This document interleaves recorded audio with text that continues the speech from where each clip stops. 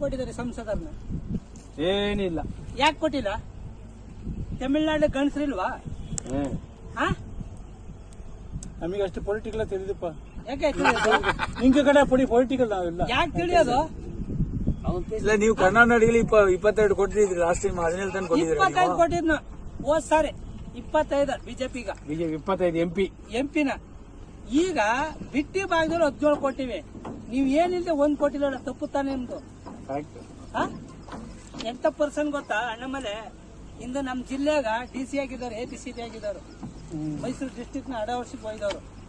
ಅಂತವ್ರಿಗೆ ಕೊಯಮತ್ತೂರಲ್ಲಿ ನೀವು 1 ಸೀಟು ಕೊಡ್ನಿರಲ್ಲ ತಮಿಳ್ನಾಡು ಜನ, ಸರಿನಾ?